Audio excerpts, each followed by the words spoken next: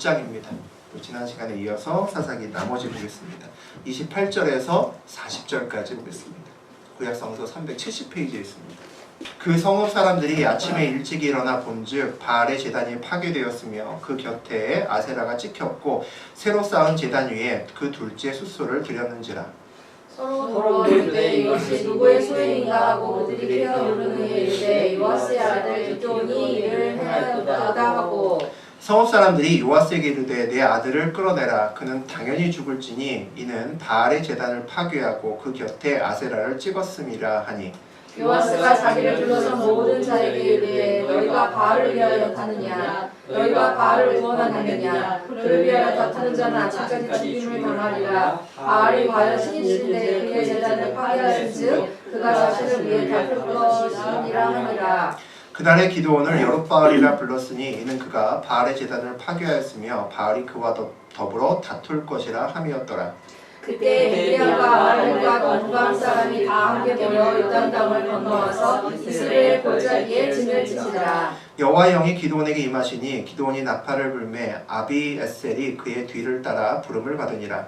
기드온이 또 사람들이 쫓아들어온 브라셀의 기부 보내매 그들도 모여서 그를 따르고 또 소사자들을 아셀과 스불론과 납달리에 보내매 그를 우리도 올라와 그를 영접하더라. 기드온이 하나님께 여쭈되 주께서 이미 말씀하신 같이 내 손으로 이스라엘을 구원하시려거든 보소서 내가 양털 한 뭉치를 파전마당에 두르리니 이슬이 양털에 말리고 주변 땅으로 나누면 주께서 이미 말씀하신 것 같이 내 손으로 이스라엘을 구원하실 줄을 내가 알아나이다 했더니. 그대로 된지라. 이튿날 기드온이 일찍 일어나서 양털을 가져다가 그 양털에서 이슬을 짜니 물이 그릇에 가득하더라.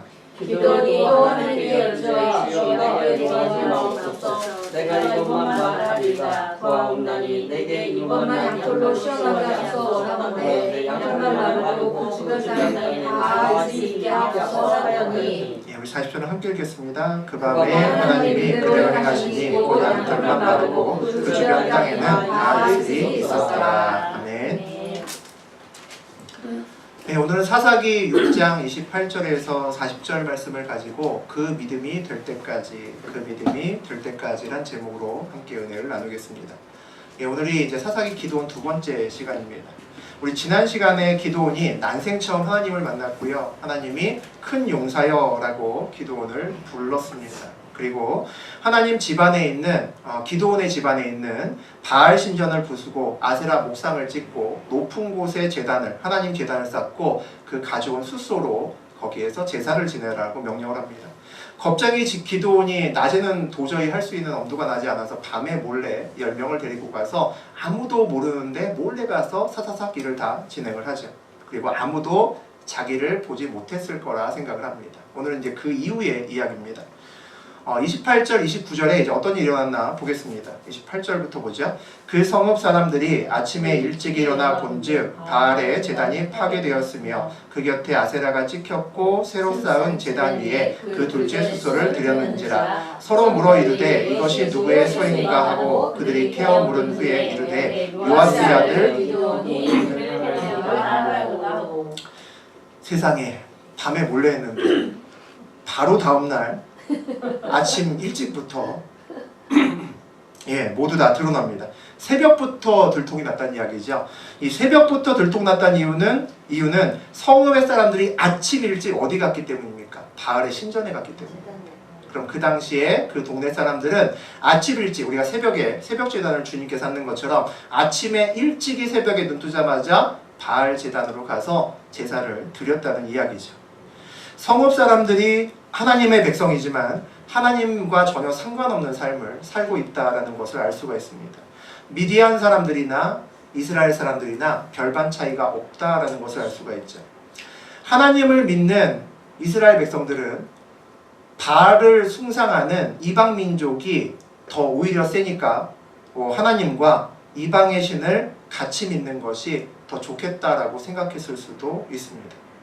하나님의 백성이 세상에서 어려움을 겪으면 제일 먼저 하나님과 나와의 관계부터 점검을 해야 되죠. 그런데 이스라엘 백성들은 하나님이 아닌 다른 것들의 해답이 있는지 오늘도 기웃거리고 있는 모습입니다. 하나님도 섬기고 바알도 섬기고 아세라도 섬기는 이스라엘 백성들은 더 이상 하나님의 백성이 아닌 거죠. 그들은 가나안에 살지만 몸은 약속의 땅에 있지만 약속의 땅에 밖에 사는 이방인들과 똑같은 구별되지 않는 삶을 삽니다.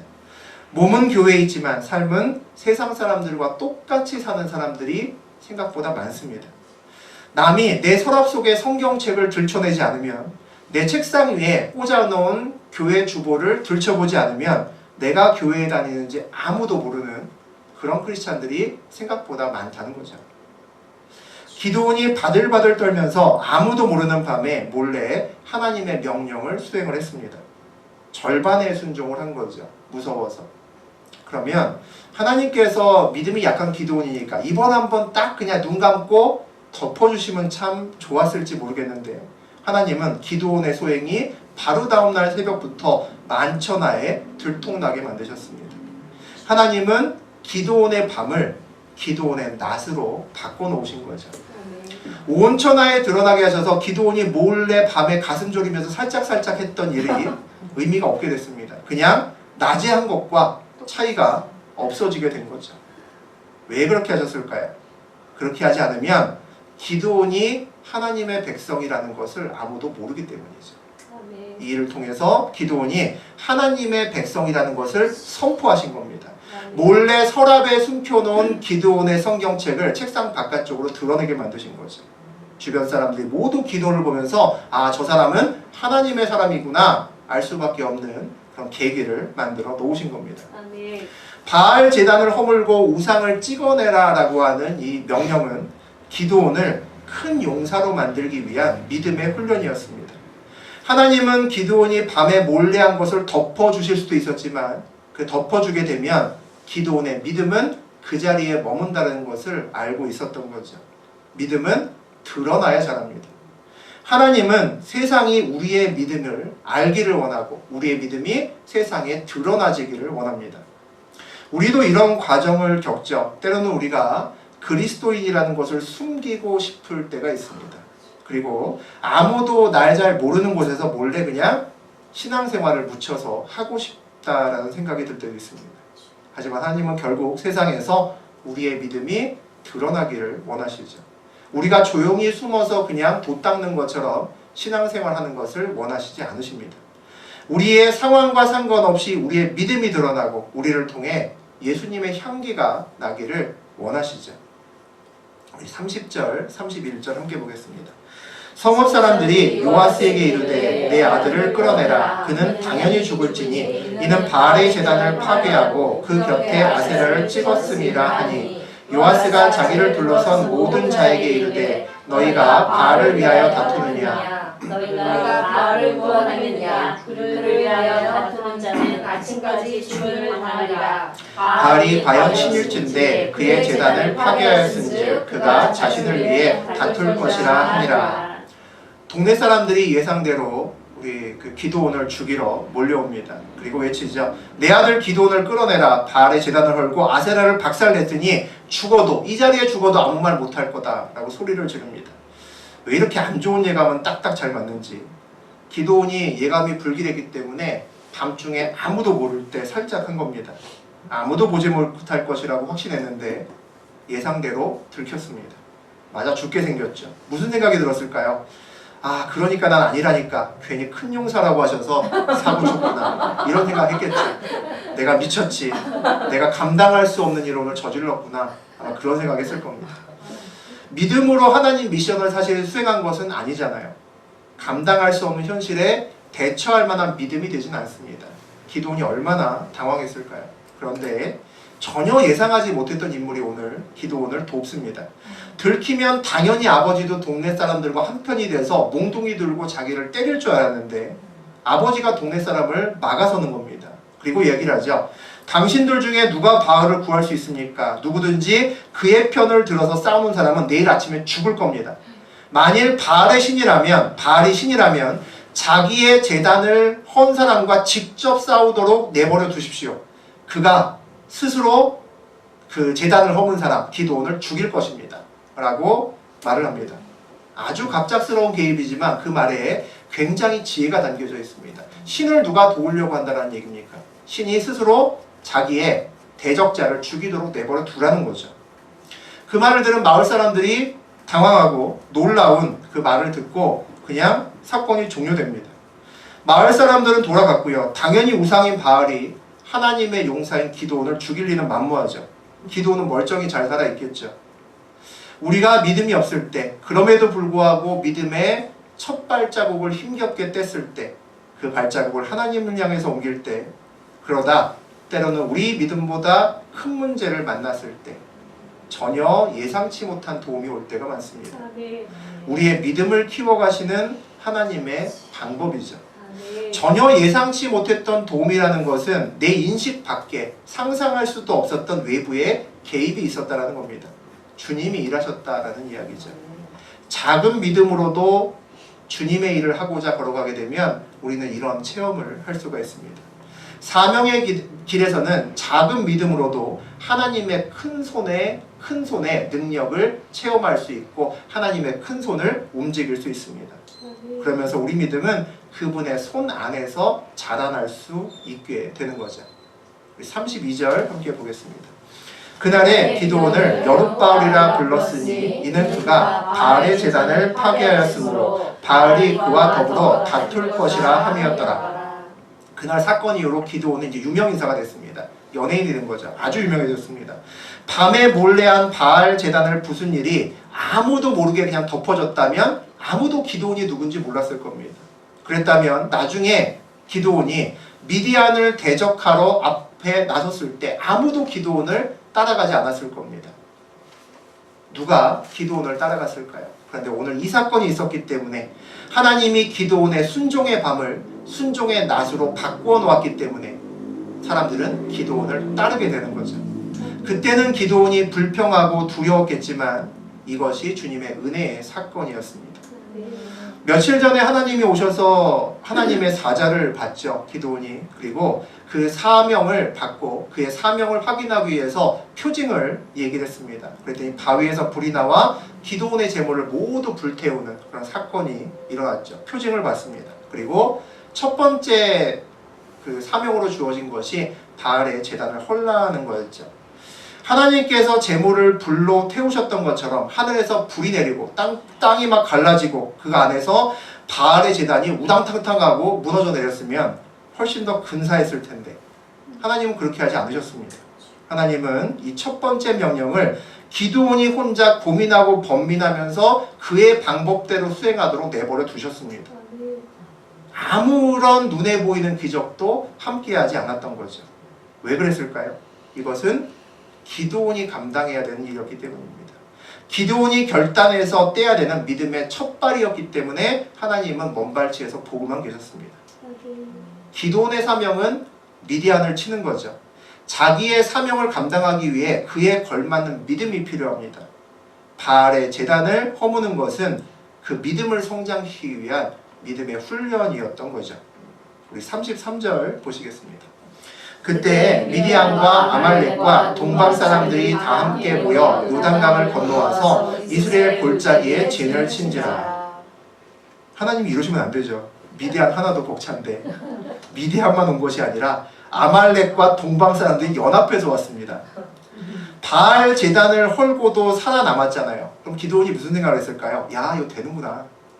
야, 하나님 마음 갖고 믿음 갖고 하면 되는구나. 이 작은 믿음을 스스로 대견하게 생각하고 있는 그 기드온의 앞에 청천벽력과 같은 상황이 앞에 왔습니다. 이게 하나님의 방식이죠. 기드온이 얼마나 힘들었을까요? 무슨 생각이 들었을까요? 이건 정말 죽었다 깨나도 안 되는 일이다. 이런 생각하지 않았을까요? 연합해서 온 미디안과 다른 사람들이 연합해서 온 그 대적이 이스라엘 골짜기에 진을 칩니다. 자리 깔고 왔습니다. 완전히 작정하고 온 거죠. 이번에는 절대 그냥 넘어갈 수 없다는 거죠. 이건 동네에서 바알 제단 하나 허문 거하고는 차원이 다른 얘기 아닙니까? 기드온의 머릿속에는 이제 정말 죽었구나. 깜깜했을 겁니다. 34절, 35절 보겠습니다. 여호와의 영이 기드온에게 임하시니 기드온이 나팔을 불 때 아시 그의 뒤를 따라 부름을 받으니라. 기드온이 또 사자들을 온 므낫세에 두루 보내매 그들도 모여서 그를 따르고 또 사자들과 아셀과 스불론과 납달리에 보내매 그 무리도 올라와 그를 영접하였더라. 기드온은 아직도 자신이 큰 용사라는 생각을 하지 않고 있습니다. 그리고 믿음도 큰 용사의 믿음에 근접하지 않습니다. 그런 기드온에게 오늘 여호와의 영이 임합니다. 왜 여호와의 영이 임했을까요? 그렇지 않으면 죽어도 나팔 못 불었을 겁니다. 나팔을 불 수 있는 믿음이 안 되죠. 그래서 여호와의 영이 임했을 겁니다. 그럼 기드온 입장에서 어떤 느낌이 들까요? 얼떨결에 나팔을 불었습니다. 여호와 영이 갑자기 임하셔서 자기도 모르게 나팔을 잡고 불었을 겁니다. 나팔을 불 때 놀랐겠죠. 이게 내가 뭐 하는 거지? 불고 나서 다시 한번 놀랐을 겁니다. 와, 이렇게 많은 사람이 모였네. 우리 성경의 뒤쪽에, 나중에 뒤쪽에 보게 되면 32,000명이 모였다라고 되어 있습니다. 이 나팔 소리에 32,000명이 되는 군사가 모일 줄 누가 알았겠습니까? 가장 놀란 사람은 기드온이었을 겁니다. 그 나팔 소리에 이렇게 많이 모이다니 그의 믿음이 다시 한번 자랄 수 있는 시간이 된 거죠. 나의 상황과 상관없이 여호와의 영이 임할 때 그때가 우리의 인생길에서 가장 강력하게 힘을 발할 때입니다. 내가 많은 것을 가지고 주님 나를 도우소서 하고 외치는 때보다 나는 힘없고 무력한데 하나님이 우리를 그의 오른손으로 강하게 붙드실 때 그때가 가장 강력한 거죠. 내가 가장 약한 그때 주님의 능력이 가장 강하게 드러날 수 있기 때문입니다. 기드온의 나팔에 제일 처음 반응한 사람들이 누구냐면 아비에셀 족속입니다. 이 아비에셀 족속이 누구냐면 바알의 신전을 허물고도 그 옆에서 멀쩡히 쳐다본 동네 사람들입니다. 동네 사람들이 본 거죠. 야, 바알을 이겼다 라는 생각이 드는 거죠. 바알보다 기드온이 세다 라는 생각이 든 거죠. 그러니까 따라 나오지 않을 수가 없는 겁니다. 므낫세는 이스라엘 접경 지역입니다. 이스라엘. 그러니까 이스라엘에 진을 쳤으니까 그 접경 지역에 있는 사람들은 제일 처음 맞아 죽을 거 아닙니까? 그러니까 나오지 않을 수밖에 없죠. 그 다음에 나머지 아셀과 스불론과 납달리도 인적 지역입니다. 므낫세보다는 좀 멀지만 그 근처니까 안 나올 수 없겠죠. 하지만 이들이 32,000명이나 나온 진짜 이유는 기드온이 여룻바알이라고 소문이 났기 때문입니다. 그의 믿음은 아직 여룻바알이 아니지만 여호와께서 바알을 이긴 하나님의 사람이라고 소문이 나게 만든 거죠. 그래서 그 사람이 사람을 모으니까 저 사람과 함께하면 이길 수 있다는 확신이 들었던 거죠. 그래서 그 많은 사람이 모인 겁니다. 이제 기드온은 이 모인 32,000명의 군사를 데리고 미디안을 치러 가면 되는 거죠. 기드온이 어떻게 하나 보겠습니다. 36절, 37절. 기드온이 하나님께 여쭈되 주께서 이미 말씀하신 같이 내 손으로 이스라엘을 구원하시려거든 보소서 내가 양털 한 뭉치를 타작마당에 두리니 만일 이슬이 양털에만 있고 주변 땅은 마르면 주께서 이미 말씀하신 같이 내 손으로 이스라엘을 구원하실 줄 내가 알겠나이다 하였더니 모인 32,000명을 데리고 이제 미디안을 치러 가면 되는데 기드온의 발길이 떨어지지 않는 겁니다. 죽어도 못 가겠는 거죠. 가면 죽을 것 같은 겁니다. 다시 두려움이 밀려듭니다. 왜 두려움이 밀려들었을까요? 하나님의 명령은 분명하죠. 사명은 분명히 받았습니다. 그런데 기드온이 바알의 제나들 무너뜨릴 때도 하나님의 기적은 더 이상 보이지 않았습니다. 자기가 다 한 것 같은 거죠. 하나님이 손 놓고 구경만 한 것 같은 겁니다. 다행히 예상치 않게 아버지가 도와서 변호해서 넘어갔죠. 하지만 이번 미디안은 그런 수 가지고는 통할 수 있는 것이 아닙니다. 반드시 죽을 겁니다. 사실은 남들은 기드온이 바알과 싸워서 이겼다라고 알고 있지만 기드온은 바알과 싸운 적이 없습니다. 무서워서 몰래 밤에 제단을 허물고 도망치듯 집에 왔을 뿐 아무것도 한 것이 없는 거죠. 기드온은 분명히 자기의 사명을 들었지만 자기의 사명을 아는 것과 감당하는 것은 다른 이야기죠.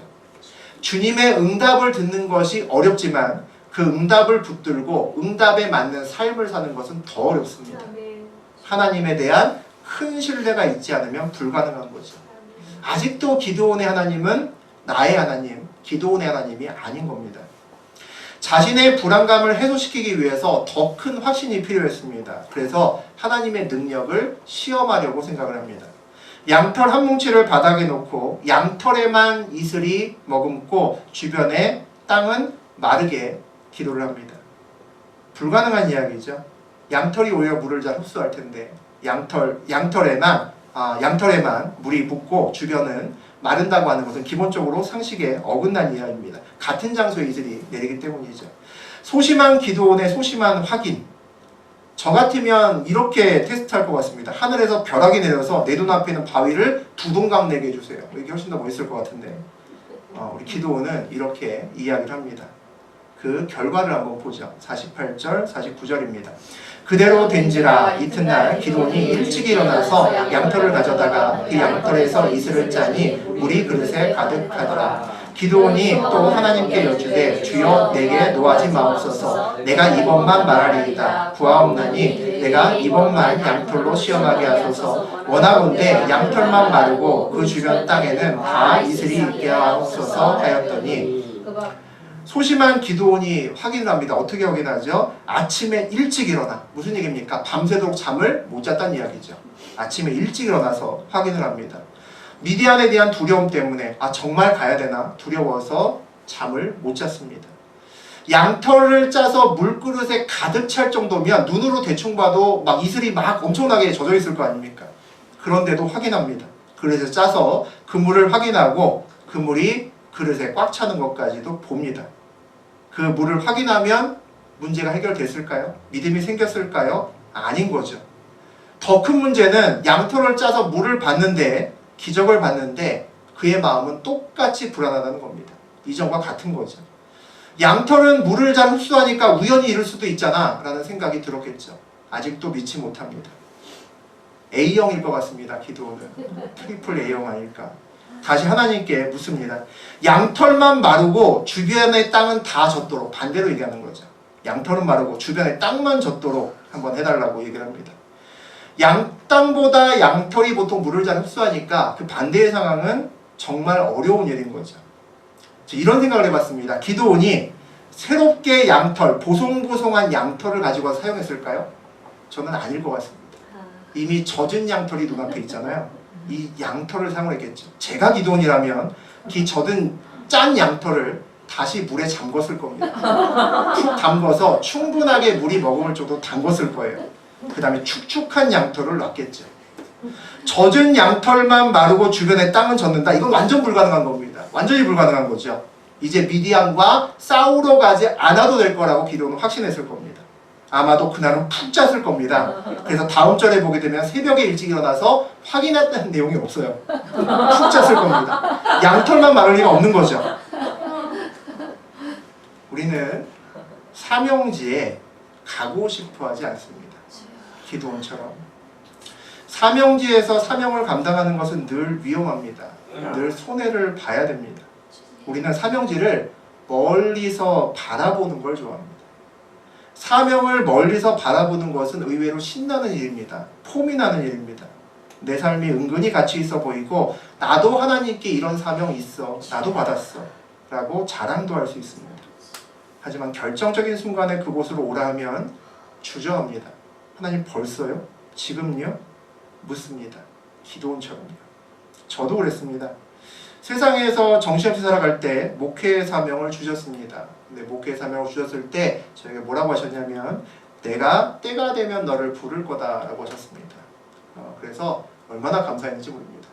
그 사명을 받은 그때가 아니라 때가 되면 부른다고 하셨으니까 당분간은 안 부르시겠구나 하고 제 일을 그냥 열심히 했었습니다.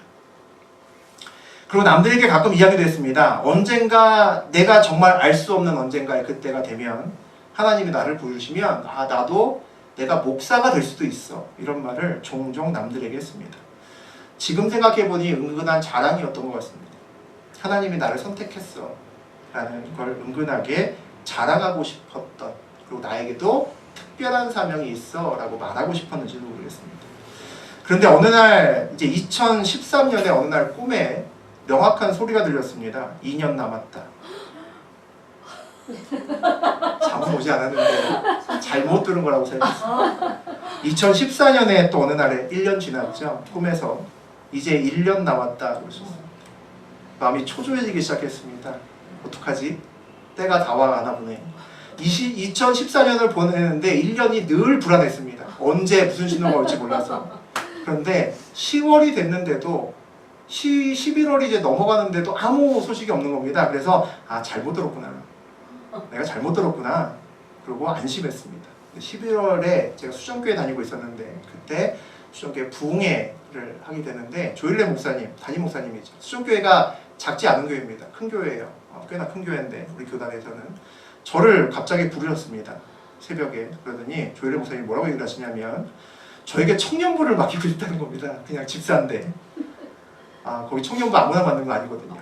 부목사나 대야 거기 맡을 수 있는데 한 번도 사역을 해본 적이 없는 저를, 그냥 집사인 저를 청년부를 맡기고 싶으니까 그냥 맡길 수는 없으니 신학을 하면 어떻겠냐고 저한테 얘기를 하시는 겁니다. 마침 서울신대에 야간이 생겼답니다. 그래서 낮에는 일을 하고 저녁 때 일단 거기 입학만 하면 내가 장로님들 다 설득해서 무조건 할 수 있게 해줄 테니까 저보고 하라고 하시더라고요. 놀랐습니다. 이게 그건가? 이게 그 사인인가? 당황했습니다. 아직은 아닌데 한 1, 2년은 더 있다가 부르셨으면 좋겠다. 주저하다가 시간을 놓쳤습니다. 그리고 나니까 그 다음 해부터 하나님이 폭풍처럼 몰아치시더라고요. 가지 않을 수 없도록 만드셨습니다. 스스로 갈 수 있는 시간을 주셨는데 제가 안 갔기 때문이겠죠. 그래서 2015년에 8월에 제가 입학을 하게 됩니다. 기도는 하나님을 2번이나 시험했습니다. 자기도 너무했다라는 생각이 들었는지 하나님 화내지 마시고 한 번만 더 보여주세요. 이렇게 간청을 합니다. 이 정도 되면 하나님이 화내실 만도 사실 한데 왜냐하면 사명도 분명히 주셨고 직접 와서 주셨고 그리고 표징도 보여주셨습니다. 그리고 양털만 젖게 하셔서 다시 한번 확인도 또 시켜주셨는데 또 양털만 마르게 달라고 또 기도를 하는 겁니다. 그런데 하나님께서는 아무 말 하시지 않으시고 40절처럼 반응하십니다. 함께 보겠습니다. 그 밤에 하나님이 그대로 행하시니 곧 양털만 마르고 그 주변 땅에는 다 이슬이 있었더라. 그 밤에 하나님이 그대로 행하셨습니다. 소심한 기도원의 말대로 그대로 보여주셨습니다. 우리는 가끔 그런 생각을 할 때가 있습니다. 나 같은 게 무슨 사명을 감당할 수 있을까? 나 같은 게 무슨 거룩한 하나님의 백성이 된다고 이럴까? 나 같은 게 무슨 능력이 있다고 하나님의 일을 한다고 하나? 사실 정확하고 합리적으로 보는 거죠. 그 시각이 맞습니다. 저도 마찬가지입니다. 제가 이 자리에 서서 하나님의 말씀을 전할 자격이 정말 될까? 그런 생각이 가끔 들 때가 있습니다. 우리가 사명의 길에 서 있고 그 길을 가는 이유는 자격이 돼서가 아니라 주님께서 가라고 하셨기 때문입니다. 우리를 그분이 사용하시기로 작정하셨기 때문입니다. 겁쟁이 기드온에게 큰 용사여 하고 부르신 것처럼 우리도 그분의 용사로 그분이 사용하시기로 작정하셨기 때문이죠. 그리고 기드온을 오래 참고 기다려주신 것처럼 그 믿음이 될 때까지 우리도 하나님께서 오랫동안 참고 기다리고 이끌어 주실 겁니다. 내 사명을 알고 그만한 믿음이 있을 때는 담대하게 믿음의 선포를 하고 걸어가면 되죠. 하지만 사명을 감당할 믿음이 없으면 그 길을 걷는 것은 늘 두렵고 어렵습니다. 그러면서 그 길을 걸어갈 때 우리도 마찬가지로 기도처럼 끊임없이 하나님께 물어야 됩니다. 이 길이 맞는지, 이 길에 하나님 뜻이 정말 있는지 물어보시면 됩니다.